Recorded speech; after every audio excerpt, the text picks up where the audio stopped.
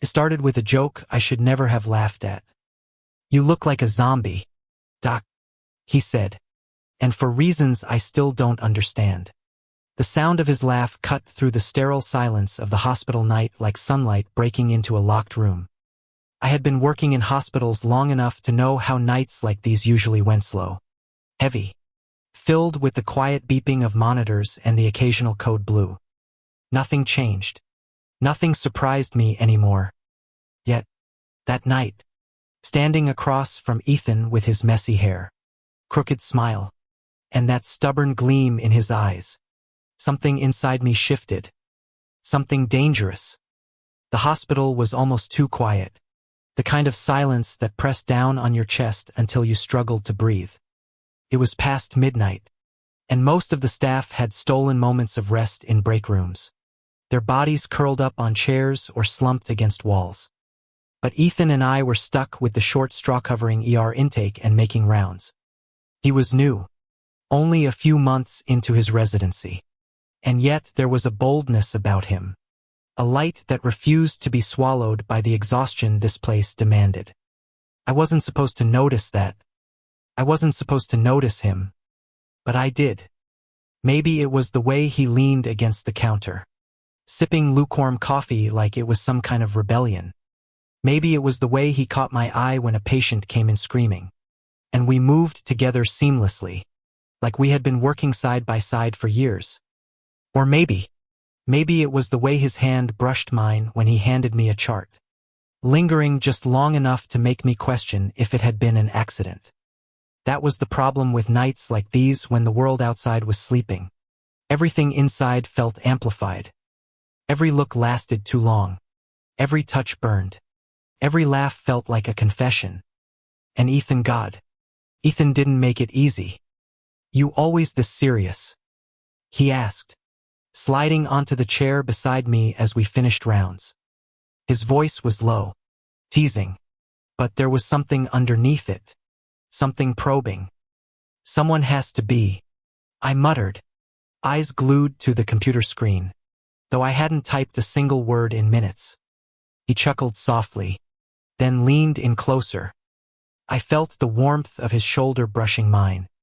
"Or maybe you just need someone to remind you that there's more to life than this place." It was reckless, the way his words wrapped around me. Reckless, the way my chest tightened. Reckless, the way I wanted to turn and tell him that he had no idea what he was doing to me. But I stayed quiet. Because in hospitals, silence was safer than truth. The first real crack in my walls came around 3 a.m.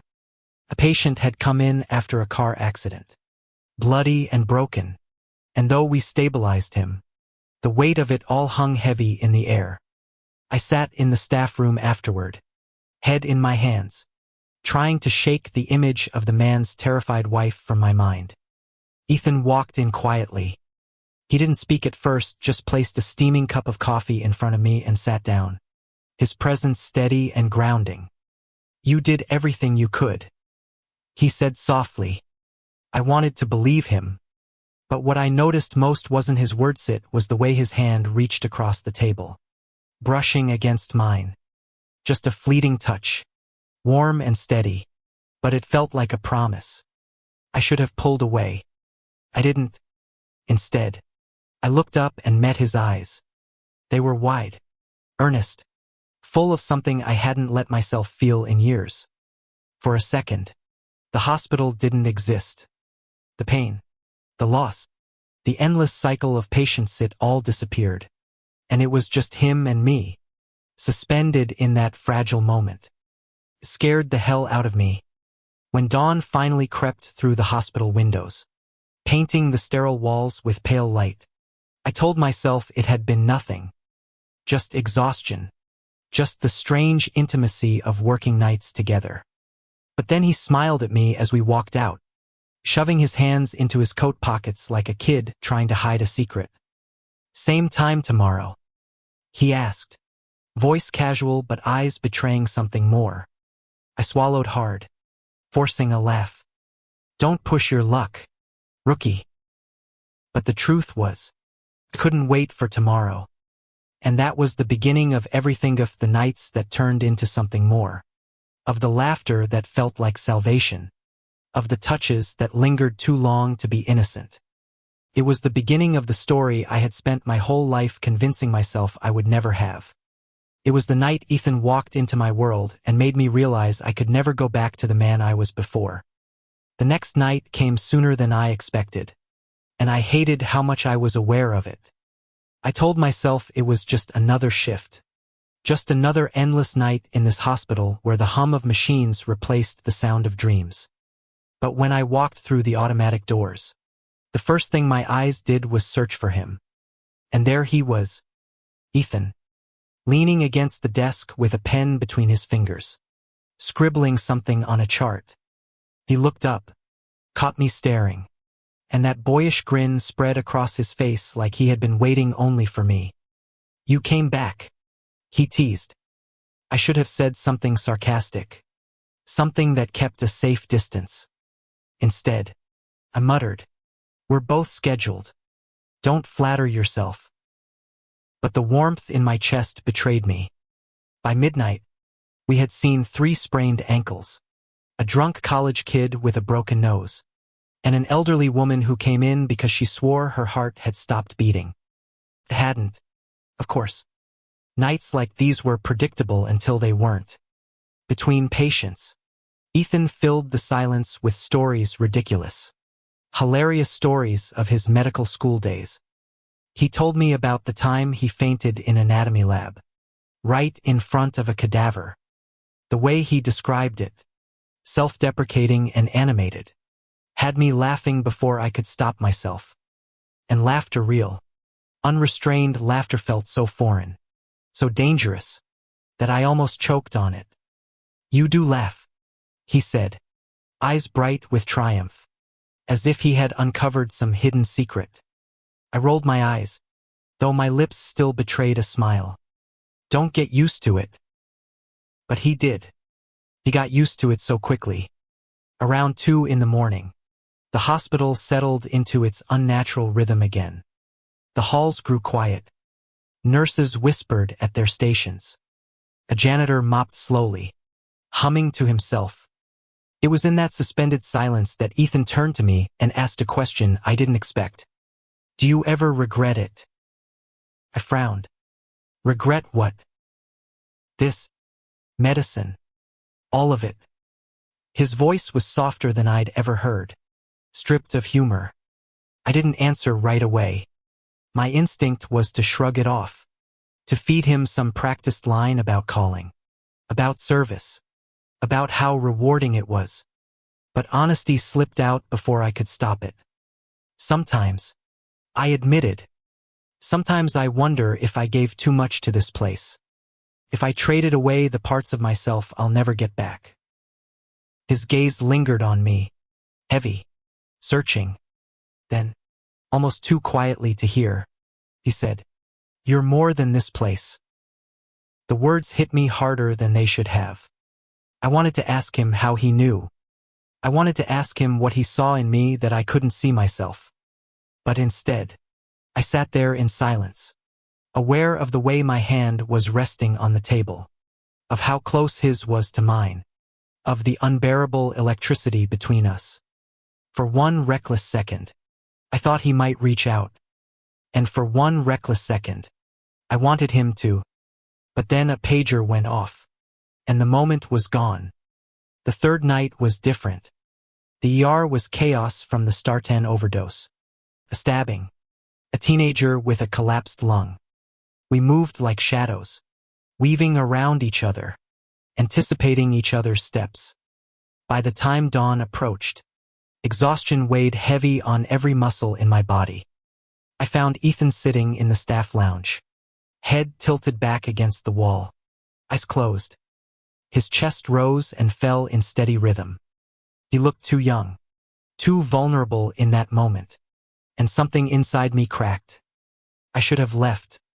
I should have let him rest. But I didn't.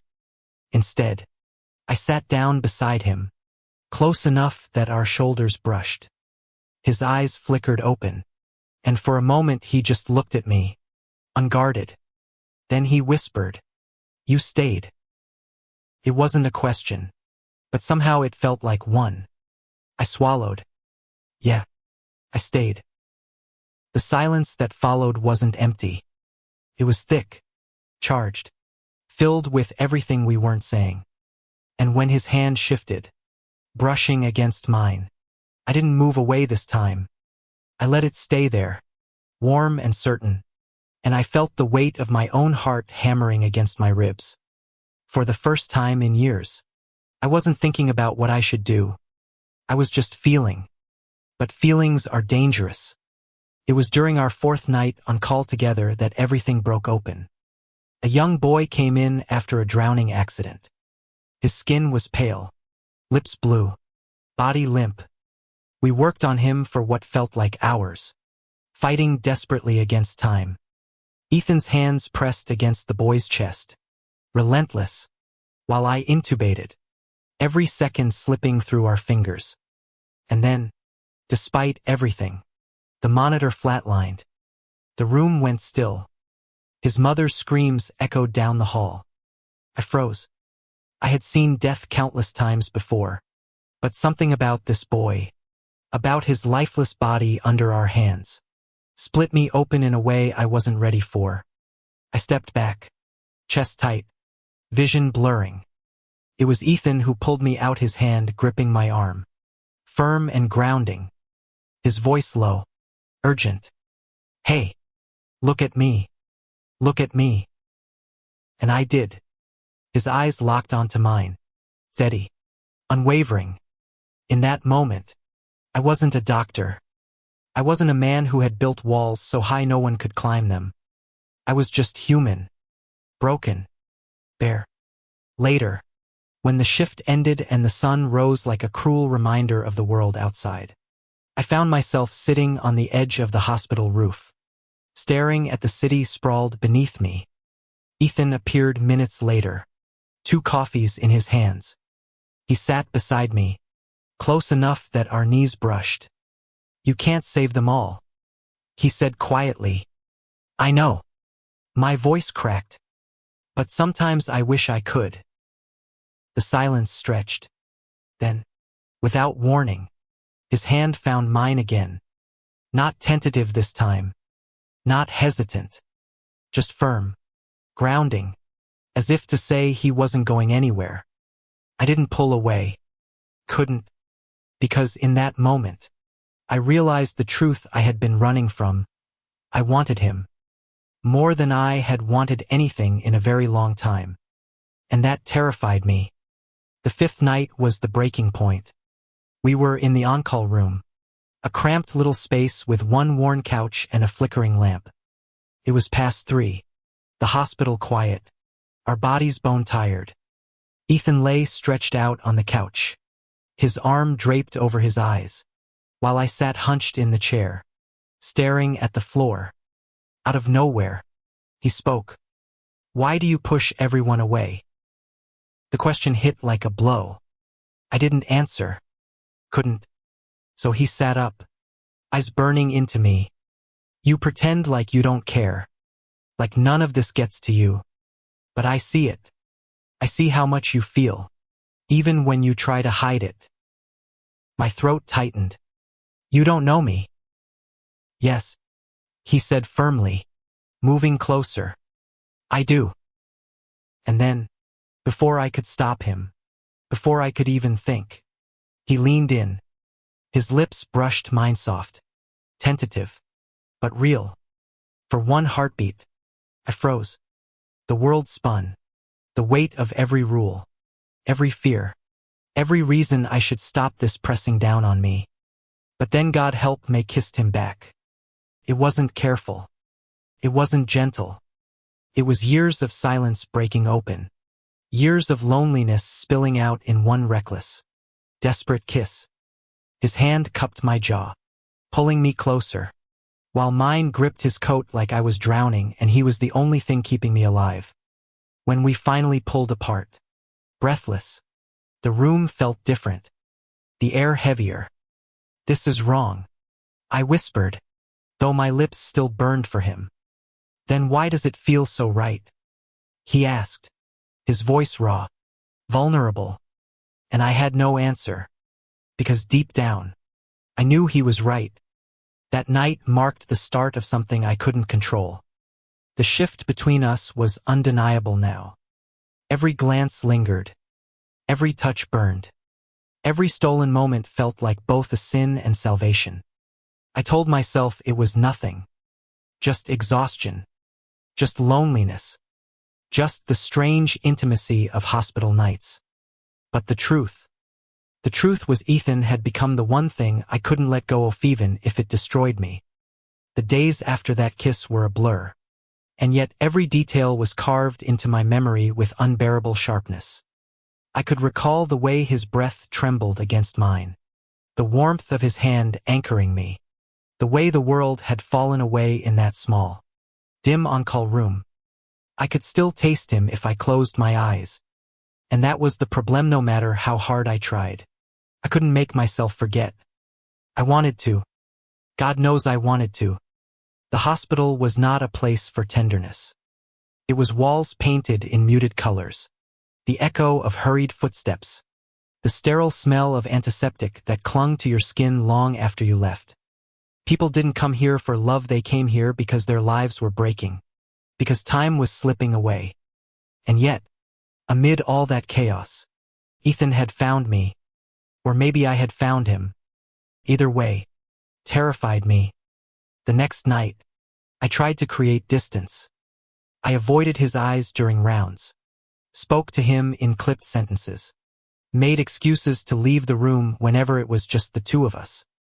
I thought if I could build the walls back up fast enough, maybe he wouldn't see how much I wanted him.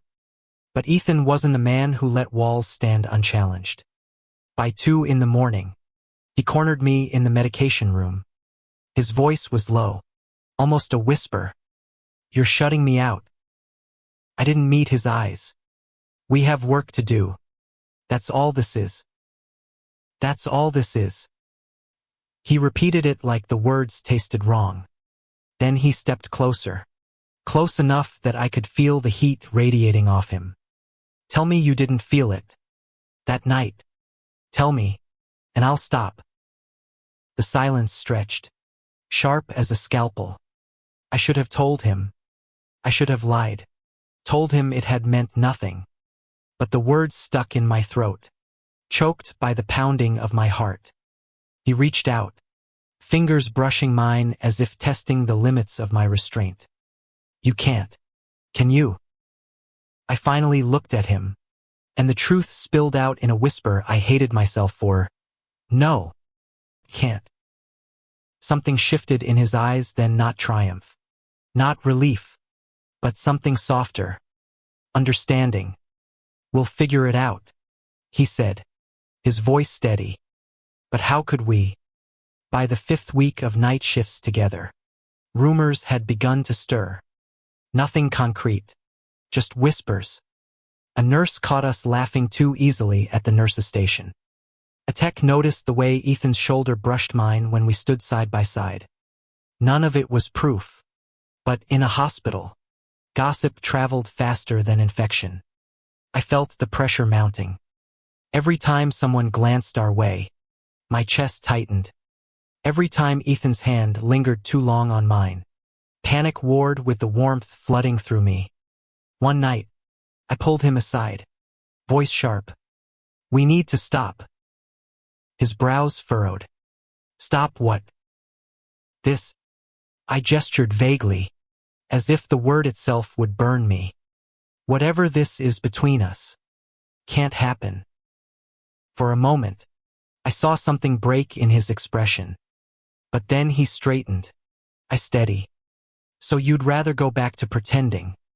You'd rather bury yourself in silence than admit what we both know is real?" "It's not about what's real," I snapped. "It's about what's safe." He stared at me, and the silence between us was louder than any argument. Then, softly, almost broken, he said, "Maybe I don't want safe." And then he walked away, leaving me standing there with my heart in my throat. The following nights were torture. We worked side by side, our hands moving in sync as if nothing had changed. But the distance between us was a canyon I didn't know how to cross. I caught him laughing with another resident. His head tilted back, and jealousy burned through me like acid. It was irrational, unfair, but it was there. And yet, when the trauma cases came in, the gunshot wounds, the overdoses, the endless stream of broken bodies, we still moved as one. He still handed me instruments without asking. I still caught his eye across the chaos. And that silent connection was stronger than any words. But silence wasn't enough. Not anymore. The breaking point came on a stormy Thursday night. The rain hammered against the hospital windows, lightning flashing across the sky as if the world itself was tearing open. The ER was chaos, car accidents, injuries from the storm, patients flooding in one after another. We had been working for hours without a break when I finally snapped. Ethan had just finished stabilizing a patient, sweat glistening on his temple, his scrubs damp from the rain he had run through to reach the ambulance bay. He looked exhausted and beautiful, and I couldn't breathe. I grabbed his arm, pulling him into an empty supply closet. He blinked at me, startled, before his expression softened into something dangerously close to hope. "This is madness," I whispered, my voice shaking. "Then let's be mad together," he whispered back. And then I kissed him. It was rough, desperate, nothing like the first time. My hands tangled in his hair, pulling him closer, while his fingers dug into my back like he couldn't get close enough. The storm outside raged, but in that tiny room, the only storm that mattered was the one between us. When we finally broke apart, gasping for air, I pressed my forehead against his. "We're going to get caught. Then let them catch us," he said fiercely, "because I'm not giving this up. Not you." And in that moment, for the first time, I believed him. But hospitals are not kind to love. By the next morning, the whispers had grown louder. I caught two nurses exchanging knowing looks when we walked past. A senior attending raised an eyebrow at the way Ethan lingered beside me during rounds. The walls were closing in. That night, as we sat in the break room with the glow of the vending machine casting pale light over his face, I said it again. "This will ruin us." He reached for my hand across the table, his voice steady. "Or maybe it will save us." I wanted to believe him. God, I wanted to. But the weight of fear pressed harder with every passing day. Because love in this place wasn't just dangerous. It was forbidden. And still, I couldn't stop. Every night, I found myself seeking him out. Every laugh we shared was a lifeline. Every touch was a rebellion. And slowly, impossibly, the fear began to fade beneath something stronger: hope. Hope that maybe, just maybe, we weren't doomed. Hope that one quiet night in a hospital could change everything. The storm passed, but inside me, nothing calmed. If anything, the days that followed only deepened the turbulence. The hospital had its rhythm again, monitors beeping, the buzz of wheels on linoleum, the quiet dread that settled in every corner. But between Ethan and me, nothing was the same. Every look carried weight now. Every brush of skin was a spark that lingered far too long. We both tried to mask it, but we weren't actors. We were two men stumbling through a dangerous truth. And the walls of the hospital felt thinner by the hour. One night, just as I thought we might have pulled off the illusion of professionalism, it happened. We were reviewing charts in the staff room when the door opened without warning. Dr. Miller, one of the senior attendings, stepped in. His eyes narrowed instantly. Ethan was too close to me, his chair angled toward mine in a way that spoke of intimacy rather than formality. "Busy night?" Dr. Miller asked, but his tone carried suspicion. "Yes, sir," I said quickly, shifting in my seat. My throat felt dry. Ethan, damn him, didn't even flinch. He offered the older doctor one of his easy smiles. Kept us on our toes. Nothing we couldn't handle, though. Dr. Miller studied us for a beat too long before muttering something about rounds and leaving the room. The silence that followed was deafening. Ethan leaned back, exhaling slowly. We're not as invisible as you think. I know, I muttered, rubbing my temples. And that's exactly why this has to stop. His chair scraped the floor as he stood. You keep saying that. And yet he reached out, his fingers grazing mine on the desk. You can't stay away either. I wanted to deny it. God, I wanted to. But the truth pulsed between us. Undeniable. The following week was worse. Rumors weren't just whispers anymore. They had shape. A nurse asked me casually if Ethan and I were close. A fellow attending gave me a look laced with something between curiosity and judgment. And every time, my stomach twisted with fear. The hospital was my life. My reputation. My career. It had taken years of sacrifice. Years of swallowing loneliness and burying desire to get here. If I lost this, I lost everything. And yet, every night, I found myself pulled back into Ethan's orbit. One particularly brutal shift ended with both of us slumped in the on-call room. Too exhausted to move. Ethan was sprawled on the couch, his hair damp with sweat, his chest rising and falling in shallow breaths. I sat on the floor beside him, my head tipped back against the wall. Why do you look like the weight of the world's on your shoulders?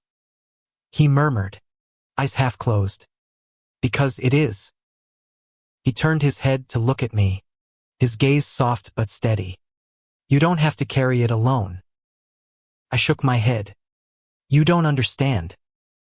Then help me understand. He whispered.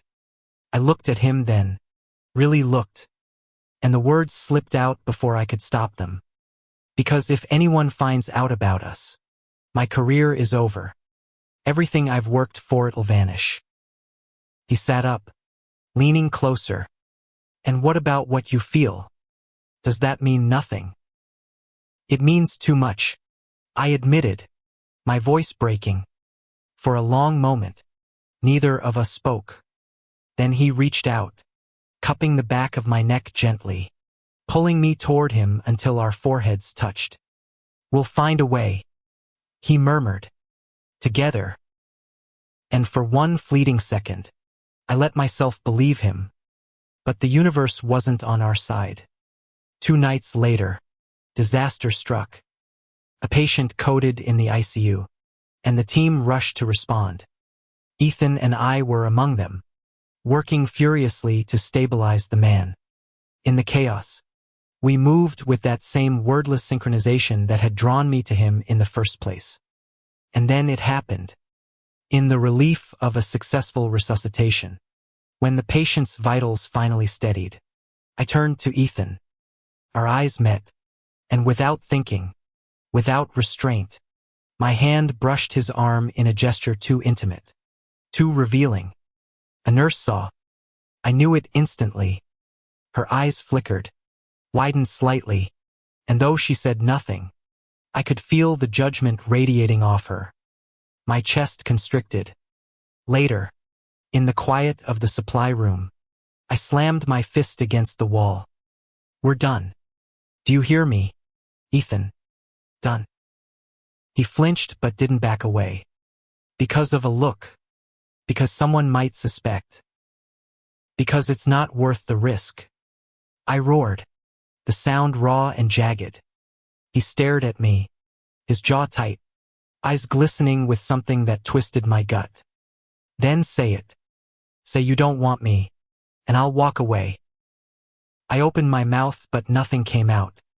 The truth lodged in my throat like a shard of glass. Yeah, he whispered, voice breaking. That's what I thought. And then he was gone, leaving me shattered in the silence. The next few nights were unbearable.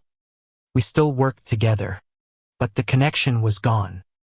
He was polite, professional, distant in a way that gutted me. He laughed with others but not with me. He brushed past me without a glance. And I hated it. I hated how much I missed him, how much the absence of his warmth gnawed at me. I hated that I had pushed him away in the name of safety, only to feel more lost than ever. One night, unable to take it anymore, I found him on the hospital roof during break. He was sitting on the ledge, staring out at the city lights, his expression unreadable. "Ethan," I said quietly. He didn't look at me. "You shouldn't be here." "Neither should you." Silence stretched between us, sharp and aching. Finally, I stepped closer. "I can't stop thinking about you." That made him turn, his eyes dark with something between anger and longing. "Then why the hell did you push me away?" "Because I'm scared," I admitted, my voice shaking. "I'm scared of losing everything I've built. Scared of what people will say. Scared of what it means to want you this much." For a moment, he just stared at me. Then, slowly, he slid off the ledge and stood in front of me. "Do you think I'm not scared too?" he asked, his voice raw. "But I'd rather risk everything than live one more day pretending I don't want you." And just like that, the dam inside me broke. I grabbed him, pulling him against me, and kissed him with all the desperation I tried to bury. He kissed me back, fierce and unyielding, and in that moment, fear melted into something stronger. Not safety, not certainty, but love. Of course, love doesn't erase consequences. The whispers grew louder, the looks sharper. I knew it was only a matter of time before someone confronted me outright. But as Ethan's hand squeezed mine in the darkness of the stairwell, I realized something had shifted. For the first time in years, I wasn't just surviving. I was alive. And maybe, just maybe, that was worth the risk. The days that followed blurred into a strange rhythm of exhaustion, discovery, and an unshakable awareness that something inside me had been irreversibly altered. Nights at the hospital felt different now. It was no longer just a place of duty. It had become the fragile stage where two lives quietly collided, where small glances carried the weight of unspoken promises, where silence itself was a language only we understood. Ethan was no longer just a colleague. He was a presence that had woven itself into the fibers of my being. The thought of him was a quiet hum beneath my ribs, an anchor and a storm all at once. And I knew, whether I wanted it or not, that my story would never again be one of solitude. One night, as autumn's chill pressed against the glass windows of the hospital, he found me in the staff lounge, my head heavy against my arm, barely holding myself awake. He placed a cup of coffee in front of me, then gently brushed a stray strand of hair from my forehead. The tenderness of it nearly undid me. "Why do you keep pushing yourself this hard?" he asked softly. I wanted to say something pragmatic, something detached, but the truth slipped out instead. Because it was easier to keep moving than to feel empty. Ethan sat down, his hand brushing against mine on the table. His voice carried the same quiet conviction that had slowly unraveled every wall I had built. "You're not empty anymore. Not if you let yourself see what's right here." For a long moment, neither of us moved. The world outside was silent. The fluorescent light flickered slightly overhead. But all I could see was him, his steady gaze, his warmth, the way his presence filled the hollow spaces inside me. And then I did the one thing I thought I had lost the courage to do. I reached for his hand. It was not the trembling grasp of desperation, nor the hesitant brush of a secret.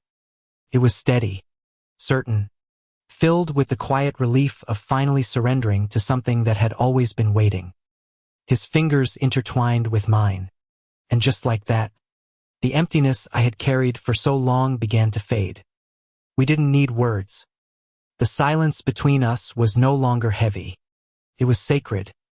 Over the weeks that followed, we learned how to exist in that fragile balance between duty and desire, between the fluorescent glare of hospital corridors and the soft glow of moments stolen in quiet corners. There were challenges.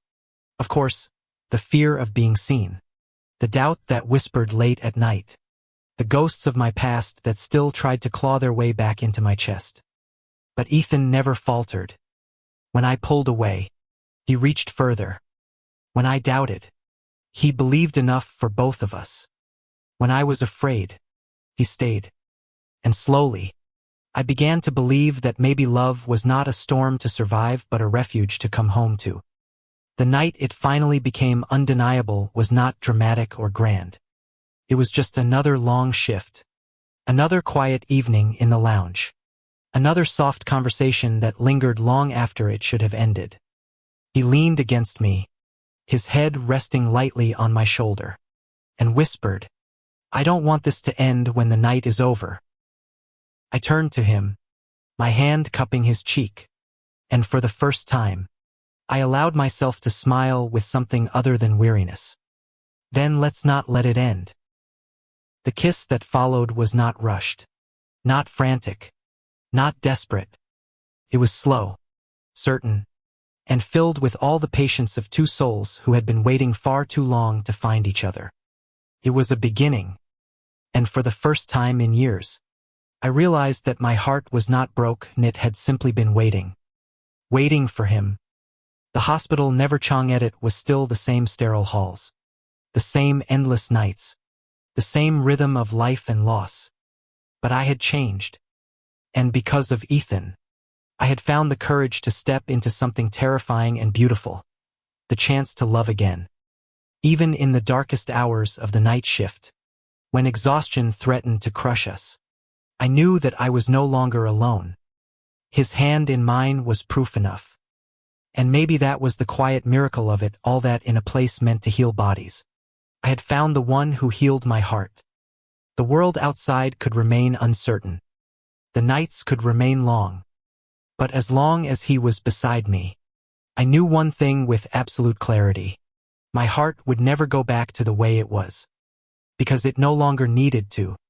Thank you for listening. If you find it interesting, please like and subscribe to follow the next stories.